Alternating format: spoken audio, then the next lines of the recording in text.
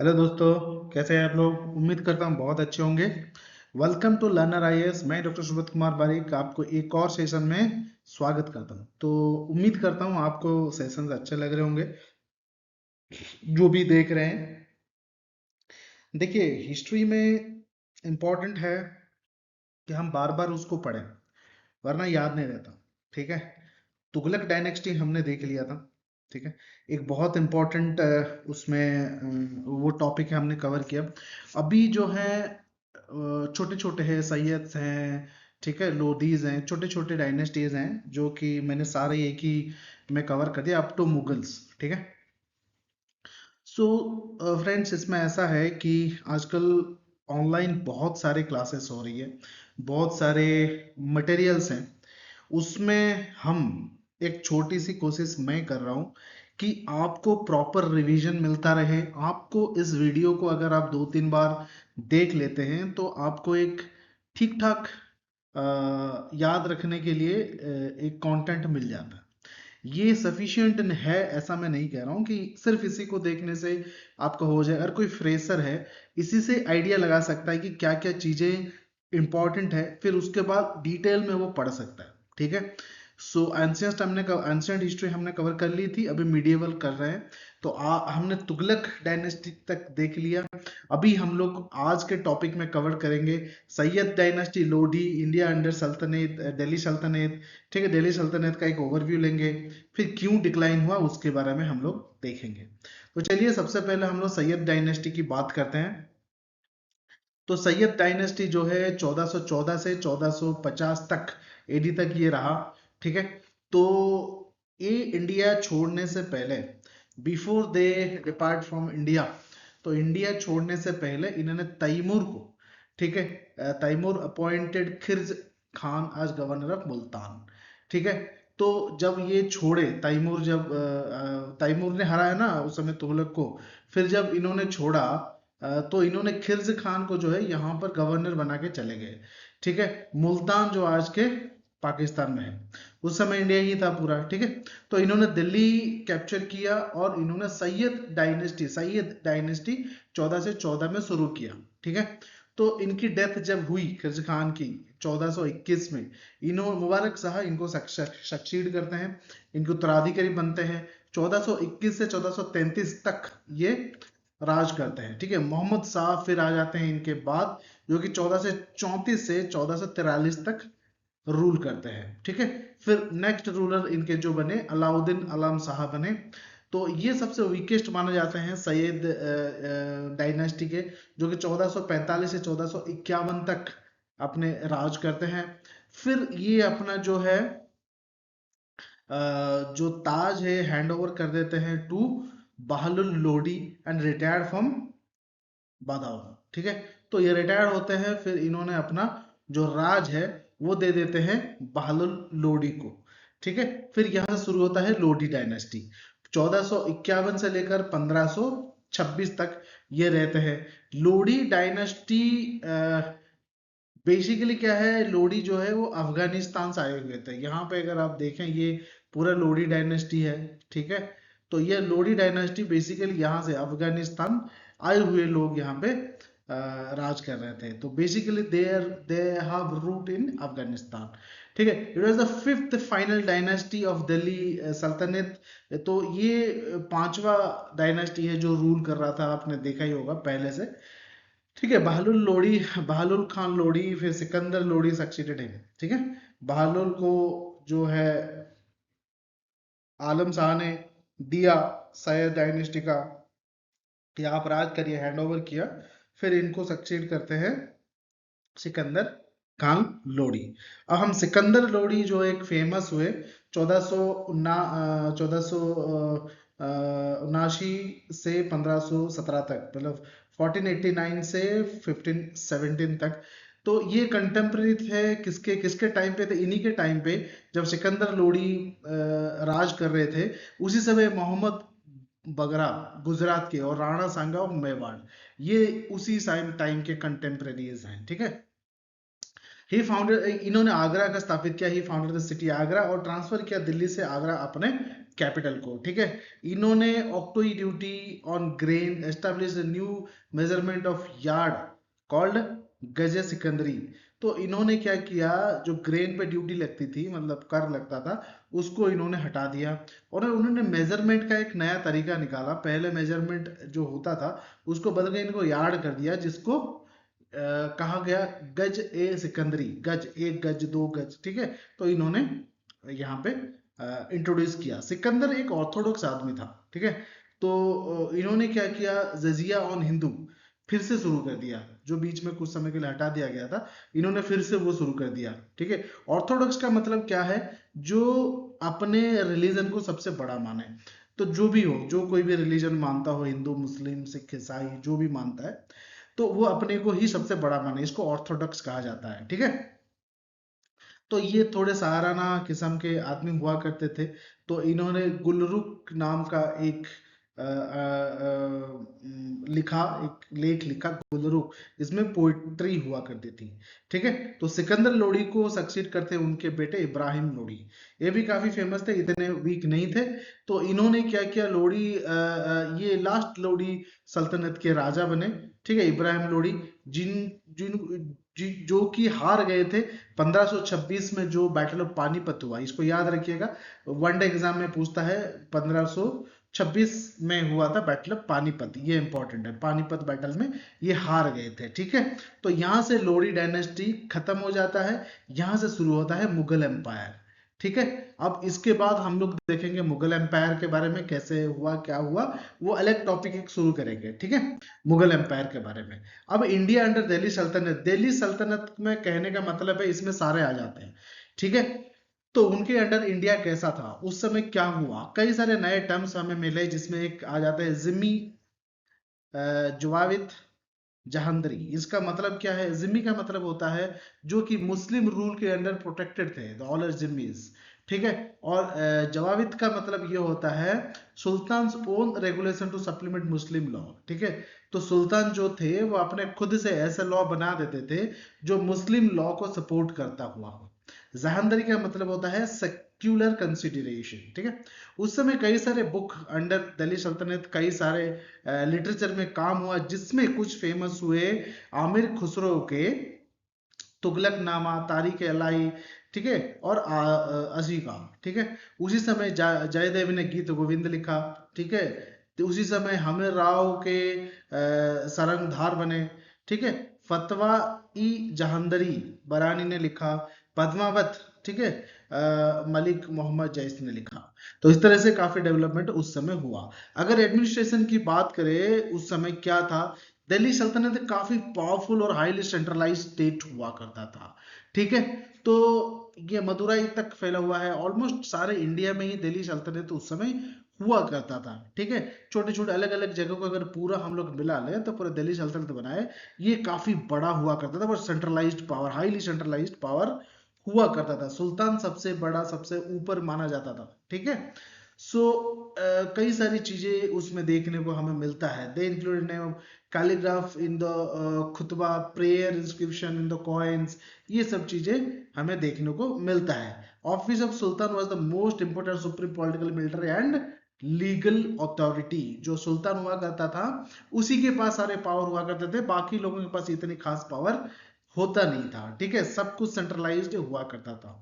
तो वही chief of military commandant हुआ करता था, वही लॉ एंड जस्टिस को रेगुलेट करेगा। किसी का कुछ भी हुआ, भाई तुम सुल्तान के पास जाओ।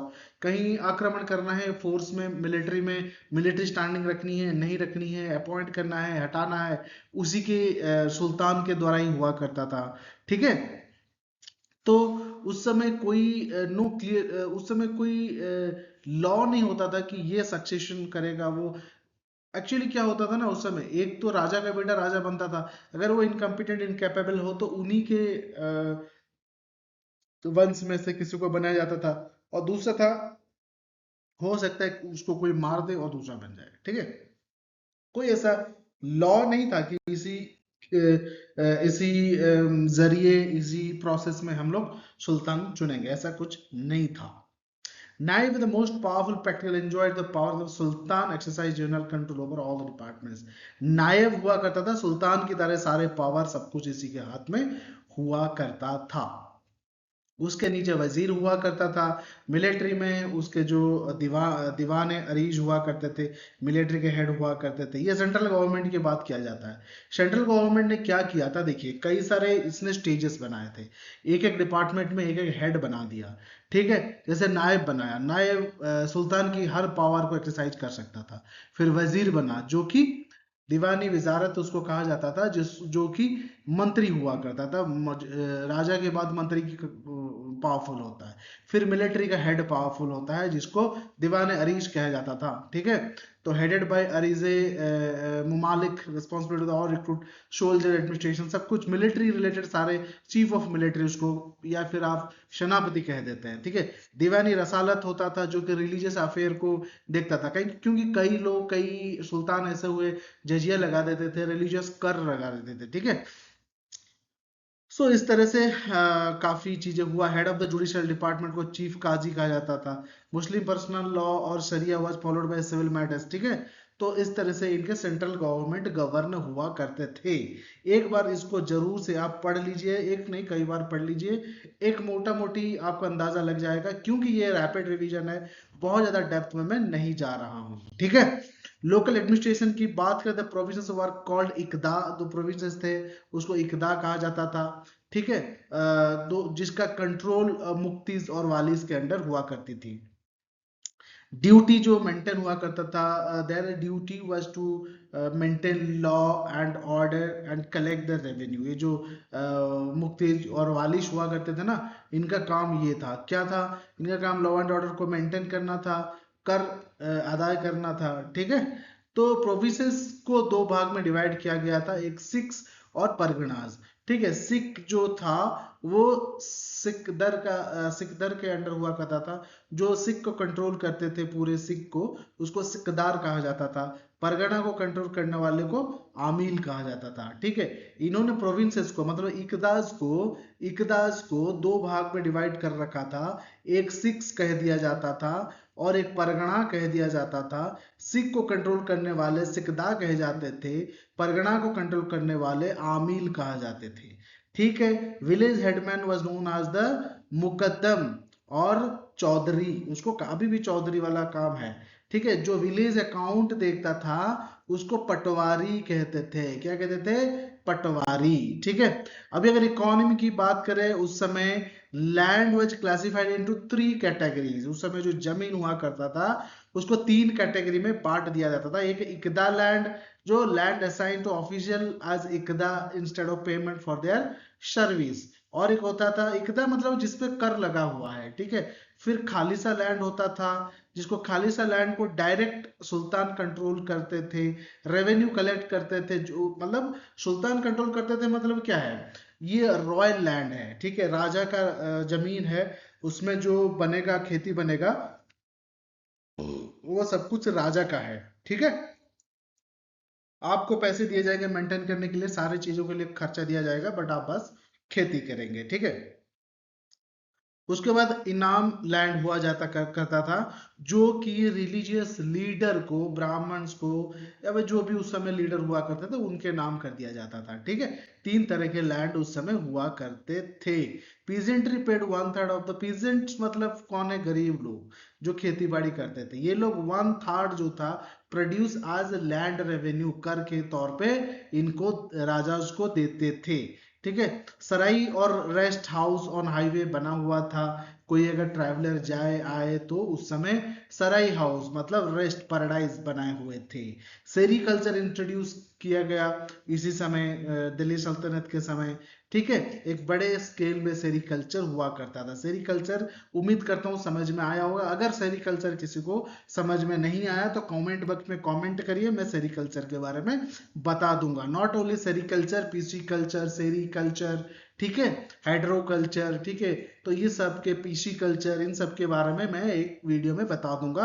अगर आपको नहीं पता है, जो लोग भी देख रहे हैं मेरे वीडियो, तो कमेंट बॉक्स में एक बार कमेंट कर दीजिए, मैं बता दूंगा इसके बारे में। बंगाल और गुजरात फेमस थे उस समय फैब्रिक्स के लिए। ठीक है, फैब्रिक्स का मतलब समझते हैं, जूट हम लोग बहुत अच्छा उगाते थे, फैब्रिक्स तो कपड़े के लिए। ठीक है, Cambay Gujarat was famous for the textile gold silver work. Sonargaon was famous for raw silk and muslins. ठीक है, Indian textile were exporting that time to China and other. ठीक है, उस समय हमारे यहाँ पे ब्रिटिशर्स तो आए नहीं थे, तो बेसिकली हम लोग अपने पड़ोसी जो देश था उस समय, अफगानिस्तान, ये वो भूटान भूटान ये सब तो कुछ था नहीं, तो चाइना को हम लोग एक्सपोर्ट करते थे। रॉयल कारखाना उस समय बना हुआ करता था सुल्तान और उसके हाउस होल्ड को केटर करने के लिए। गोल्ड कॉइन्स दिनार उस समय काफी पॉपुलर हुआ, अलाउद्दीन खिलजी ने। उसके बाद साउथ इंडियन कॉन्क्वेस्ट में कॉपर कॉइन का चलन थोड़ा सा कम हो गया और इनका बढ़ गया गोल्ड कॉइन्स का। टर्क्स ने यहाँ पे काफी न्यू क्राफ्ट्स आके इंट्रोड्यूस किए, जैसे कि यूज ऑफ स्टायरप अमोर। ठीक है, और ग्रोथ किया मेटलर्जी इंडस्ट्री का। ठीक है, इन्होंने डेवलप किया मेटलर्जी इंडस्ट्री का। मेटलर्जी समझते हैं, एक साइंस मतलब साइंस और टेक का एक अच्छा वो है। मेटलर्जी इंजीनियरिंग हमने सुना होगा, अगर नहीं पता एक बार इसको भी कमेंट बॉक्स में बता दीजिए, मैं आपको बता दूंगा। ठीक है, और इन्होंने स्पिनिंग व्हील का इंट्रोड्यूस कराया उसी समय, टर्किश लोगों जब आए थे। ठीक है, पोस्टल सिस्टम भी उसी समय लॉन्च हुआ था, काफी डेवलप भी किया। सोशल लाइफ की अगर बात करें, सामाजिक जीवन के बारे में, उस समय तो थोड़ा बहुत चेंज तो हुए। ठीक है, तो little change in the structure of Hindu society during this period. देखिए, जब तक मुस्लिम या इस्लाम या कोई और इन्वेडर इंडिया पे नहीं आया था, तो पूरा इंडिया हिंदू कल्चर में ही, वैदिक कल्चर को ही फॉलो करता था। जब वो लोग आए तो थोड़े बहुत चेंजेस तो होने बनते ही है, वो तो होगा ही, नेचुरल है। ठीक है, तो उस समय काफी वाइड रेंज में जो है सती प्रथा का प्रैक्टिस हुआ करता था, उसको धीरे धीरे बंद किया जाने लगा। ठीक है, seclusion of women and wearing of purdah became common among upper class womens. ठीक है, अपर क्लास के वुमेन्स को अपने मुंह नहीं दिखाने थे, उनका मानना था। देखिए, मैंने इस बारे में शायद पुराने वीडियो में एक बार बात किया था।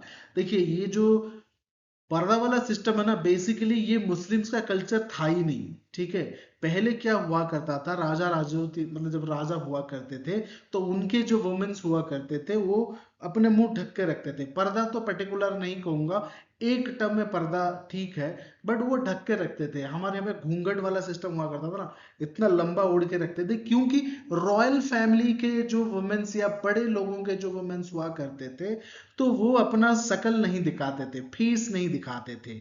तो बट गरीब लोग क्या खेत में काम करेंगे, वो उनके लिए कोई वो नहीं था। तो उसी को देखते हुए कहते हैं ना, बड़े लोगों की कार है, तो वो बड़े लोगों को देख के, मतलब रिच या फिर जो उन ऊपर के कास्ट के हैं, उन्हीं को देख के हम मतलब नीचे वाले फॉलो करते हैं। जैसे हमारे पास कार नहीं है, मिडिल क्लास फैमिली है, ठीक है, हम लोग क्या देखते थे, उसका इतना बड़ा घर है, उसका इतना बड़ा कार है, हमको लेना है। उसके बच्चे तो ऐसे कपड़े पहनते हैं, उसके बच्चे ऐसे स्कूल में पढ़ते हैं, वगैरह वगैरह। उसी समय जो बड़े लोगों को देखा गया, जो वो लोग पर्दा करते हैं, तो उसके उसको फॉलो करने लगे। जो यहाँ पे आए ना मुस्लिम्स, उन्होंने भी उसको फॉलो किया। Then purdah system became prominent in their culture. Okay, Arab and Turks यहाँ पे पर्दा सिस्टम लेके आए इंडिया में। It become widespread among the Hindu women in upper classes of North India during the Delhi Sultanate period. The Muslim society remained divided into several ethnic and racial groups। ठीक है, the Turks, Iranian, Afghans, Indian Muslims etcetera. उस समय दिल्ली सल्तनत के period में भी मुस्लिम जो थे, सोसाइटी जो था, वो काफी डिवाइडेड था अलग अलग उसमें ग्रुप्स में। ठीक है, वेरी रेयरली हिंदू नोबल्स को देखने को मिलेगा जो एक हाई पोस्ट पे होता था। ऐसा नहीं होता था कि हिंदूज को उठा के बिठा दे, तो काफी रेयर देखने को, एक आध अगर तुक्का दुक्का मिल गया तो ठीक है, वरना नहीं। हिंदूज को ये लोग जिमीज बोलते थे। ठीक है, जिमीज का मतलब थोड़ी देर पहले मैंने बताया था, जो मुस्लिम्स के द्वारा प्रोटेक्टेड है। ठीक है, तो हिंदूज को ये लोग जिमीज कहते थे, प्रोटेक्टेड पीपल। ठीक है, तो इनको जजिया देने के लिए फोर्स किया जाता था कि आप अगर मंदिर जाएंगे ना, तो भी आपको पैसे देने पड़ेंगे, कर देने पड़ेंगे। ठीक है, तो इस तरह से जजिया एक रिलीजियस कर हुआ करता था। ठीक है, और उस समय की अगर आर्ट एंड कल्चर की बात हम लोग करें, काफी डेवलप हुआ करता था। टर्क्स ने यहाँ पे इंट्रोड्यूस किया आर्चेस, डोम्स, लॉफ्टी टावर्स, ठीक है, मिनरेट्स, ठीक है, मिनिएचरेट्स, ठीक है, decoration using the Arabic scripts, ठीक है। तो इन्होंने यहाँ पे इंट्रोड्यूस किया कि डोम बनाओ, आर्चेस। आपने देखा होगा जो डोम्स बने हुए हैं वो टर्किश कहीं ना कहीं उसमें उन्हीं आर्किटेक्चर्स का बदल होता है। और अरेबिक्स ने यहाँ पे अरेबिक जो स्क्रिप्चर्स हैं, जो लिखावट हमें देखने को मिलता है, दीवार पे कुछ लिख दिया, उनकी खरोस्ती वो है ना स्क्रिप्चर है, तो लेफ्ट से राइट लिखा जाता है, राइट से लेफ्ट लिखा जाता है, तो वो काफी आर्टिस्टिक है, उनकी राइटिंग ही ऐसी है। तो उसको सजाने के लिए वो लोग यूज करते हैं, कोई एक कोटेशन लिख दिया, कोई कुछ अरेबिक प्रेयर लिख दी, ठीक है, उस तरह से होता था। तो आर्च, जो आर्च है, कर्व दीवार है, डोम है, इसको मुस्लिम टर्किश टर्किश मुस्लिम ने यहाँ पे बनाया, ठीक है। रोमन है, ठीक है। India knew the arch dome but they don't use in the large scale. हमारे यहाँ पे ऐसा नहीं कि हमारे मिस्त्रियों को, हमारे आर्किटेक्चर को आर्च और डोम के बारे में पता नहीं था, वो इतने लार्ज स्केल में हम लोग यूज नहीं करते थे, ठीक है। आर्ट एंड कल्चर के अगर टॉपिक में आप देखें, पिछले मैंने उसमें कवर किया हुआ है अपने इंडियन आर्किटेक्चर, द्रविडियन आर्किटेक्चर के बारे में, कलिंग आर्किटेक्चर के बारे में, ठीक है, लाइन आर्किटेक्चर के बारे में मैंने कवर किया हुआ है, उसको आप थोड़ा सा एक बार देख लीजिए, ठीक है। The use geometrical floral design, हमारे यहाँ पे जो आए मुस्लिम्स तो वो जियोमेट्रिकल फ्लोरल डिजाइन यूज करते थे, कुरान के वर्सेस यूज करते थे, ठीक है। इसी को अरब अरब क्यू कहा जाता था, अरब क्यू, ठीक है। Freely borrowed Hindu motif such as swastika वगैरह ये लोग भी यूज करते थे, ठीक है। तो इस तरह से अगर हम आर्ट एंड कल्चर को देखें तो काफी इंफ्यूजन भी हुआ इंडियन आर्ट एंड कल्चर में, वेस्टर्न आर्ट एंड कल्चर में, डोम्स बने, ये बने, आप देखेंगे जो ग्रीक्स के भी देखने को मिलता है हमारा यहाँ पे आर्किटेक्चर थोड़ा सा, ठीक है। तो इस तरह से काफी इंफ्यूजन्स हुए, नई नई चीजें हमें मिला और हमने देखा। म्यूजिक की अगर बात करें, उस समय सारंगी, कई नए म्यूजिकल इंस्ट्रूमेंट्स हमारे यहाँ पे आए, जैसे सारंगी आया, रबाब आया, ठीक है, इसी पीरियड में इंट्रोड्यूस किया। आमिर खुसरो ने यहाँ पे एक नए रागों के बारे में हाँ इंट्रोड्यूस किया। कई राग हुआ करता है म्यूजिक में, भैरव राग, दुर्गा राग, तो ये घोरा और सनम राग का इंट्रोडक्शन किया आमिर खुसरो ने, ठीक है। न्यू स्टाइल लाइट म्यूजिक, जिसको कवालीज कहा गया, तो ठीक है, तो वो लोग आए, ईरानियन सिस्टम के म्यूजिक आए, हिंदू म्यूजिक के साथ इन्फ्यूज किए, ठीक है। तो यहाँ पे सितार बना, एक नया इंस्ट्रूमेंट इन्वेंट हुआ जिसको सितार कहा गया, ठीक है। तो क्लासिकल इंडियन म्यूजिक जिसमें Raga Darpan was translated into Persian during this reign of Firoz Shah Tughlaq के टाइम पे, इंडियन क्लासिकल को उनके लैंग्वेज ऑफ पर्शियन में ट्रांसफर किया गया, ठीक है। पीर भोदन ये सूफी सेंट बने, जिन्होंने राजा मान Singh of Gwalior was a great lover of music, उनके दरबार में हुआ करते थे, ठीक है। तो इन्होंने काफी चीजों को डेवलप किया, इन्फ्यूज किया, ठीक है। Encourage composition of great musical work called मन कौतूहल, ठीक है, मन कौतूहल। अरे कहने का मोटा मोटी मतलब यही है, हर सेक्टर में इन्फ्यूजन होने लगा, कुछ चेंजेस होने लगे। अपने यहाँ पे कुछ चीजें थी, कुछ नई चीजें आई, कुछ इंडिपेंडेंट चीजें इंट्रोड्यूस हुआ, ठीक है। तो और कुछ मिक्स होके नई चीजें बनी। कहने का मतलब सिर्फ यही है, not only in the field of music, in every field, ठीक है। अगर लिटरेचर की बात करें, उस समय बहुत लिटरेचर के काम हुआ, जैसे कि हमने थोड़ा बहुत देखा, उसमें फेमस हिस्टोरियन हुए उस समय हसन निजाम, मीन हज उस सिराज, जियाउद्दीन बरानी, ठीक है, साम सिराज आतिफ, ठीक है, Barani Tarikh Firoz Shah contains the history of Tughlaq dynasty. इस तरह से काफी चीजें हुई, एक बार इसको हम लोग रीडिंग करेंगे तो पता लगेगा। संस्कृत और Persian functions as link language in Delhi Sultanate. वैसे not only Persian, Sanskrit is known as the mother of all language. दुनिया भर में जितने भी लैंग्वेज कहा जाता है वो संस्कृत से डिराइव्ड हैं, ऐसे प्रूफ हो चुका है। जो लोग लिटरेचर पे काम करते हैं, लैंग्वेज पे रिसर्च करते हैं, उनका भी यही मानना है, Sanskrit is mother of all language. Ziya Nakhshabi भी उस समय हुए the first translate Sanskrit histories into Persia. Persian, ठीक है। The book Tutinama or book of parrot become popular and translated into Turkish, later into many European language, ठीक है।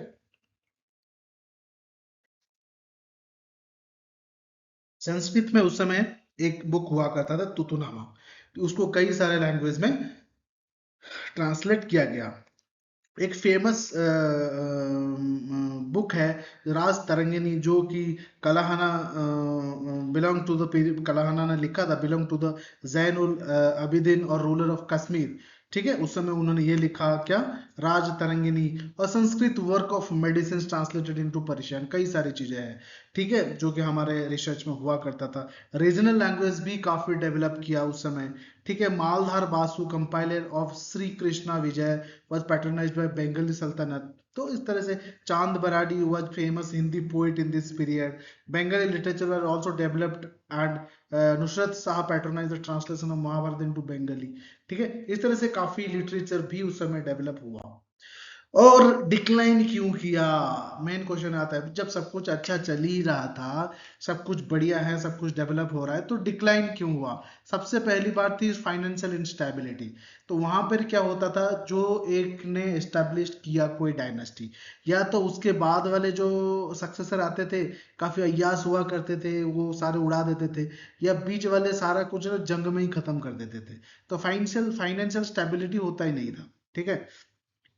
डी जनरेशन ऑफ दिल्ली सल्तनत, इसमें क्या हुआ, डी जनरेशन का मतलब क्या है, धीरे धीरे करके पावरफुल किंग्स कम होने लगे, और एक हाथ से दूसरे हाथ में चलता रहा, अलग अलग डायनेस्टी जाते रहे, स्टेबिलिटी रहा ही नहीं। इन्वेजन ऑफ तैमूर, बाहर से लोग आके इन्वेड करने लगे, ठीक है। Grid and incompetent of nobles, जो नोबल्स हुआ करते थे, जो बुद्धिजीवी हुआ करते थे, वो लोग क्या करते थे, उनकी लोभ के कारण वो दूसरे गद्दारों से बात कर लेते, भाई तुम है ना इसको, ये बड़ा वीक है, ये राजा, ये सुल्तान, आप इस पे आक्रमण कर लो, आप मार लो, मुझे इतना कुछ दे दो, मैं आपको हेल्प करूंगा। ये भी हुआ करता था, घर का भेदी लंका ढाए वाली बात है, ठीक है। डिफेक्टिव मिलिट्री ऑर्गेनाइजेशन, उस समय बहुत कम राजा हुआ करते थे जो कि स्टैंडिंग आर्मी, स्टैंडिंग फोर्स रखा करते थे, ठीक है। वास्टनेस ऑफ, इतना बड़ा एम्पायर बना लेते थे तो उनके पास टाइम ही नहीं हुआ करता था कि किसी और को देखे। जैसे कि सपोज आप हैं जो मुझे सुन रहे हैं, एक्स है, आपने एक बहुत बड़ा साम्राज्य बना लिया, बट आपके पास इतना टाइम, इतना सोर्स नहीं है कि आप एक कोने से लेकर दूसरे कोने को कंट्रोल कर सके, तो आपने एक गवर्नर वहां पे पॉइंट कर दी, और उन्होंने वहां पे अपने आप को इंडिपेंडेंट बना लिया और खुद राजा बन गए, ठीक है। ये चीज हुआ करता था। कम्युनिकेशन की कोई खास सुविधा हुआ था नहीं, आज आप संदेश भेजेंगे कई दिन बाद पहुंचेगा, ठीक है। वार ऑफ सक्सेशन था, कोई भी आके किसी को मार देता था, लड़ाई करके वही बन जाता था राजा। Despotic and military type of government समझते ही है, ठीक है। तो ये हुआ करता था रीजन जिसे दिल्ली सल्तनत डाउन हुआ। तो दोस्तों ये था आज का लेक्चर, उम्मीद करता हूं आपको समझ में आया होगा। Thank you very much for watching और दिस वीडियो, और इसी के साथ हम नेक्स्ट वीडियो लेके आ जाएंगे। आप कंटिन्यूटी बनाए रखिए, हमारे साथ बने रहिए, अपने दोस्तों के साथ ये वीडियो शेयर करिए प्लीज, ठीक है। और सब्सक्राइब चैनल करिए जितने भी लोग देख रहे हैं, ठीक है। और अपने दोस्तों के साथ शेयर करिए ताकि सबको बेनिफिट मिले, सब लोग पढ़े और सब लोग आगे बढ़े। उम्मीद करता हूँ आप लोगों को बहुत अच्छा लग रहा होगा। अगर आपको कोई और चीज चाहिए या फिर कोई डेवलपमेंट, कोई सजेशन हो, आप कमेंट बॉक्स में ड्रॉप कर सकते हैं, ठीक है। Thank you very much, subscribe this channel, I am going to meet with another video very soon, thank you very much.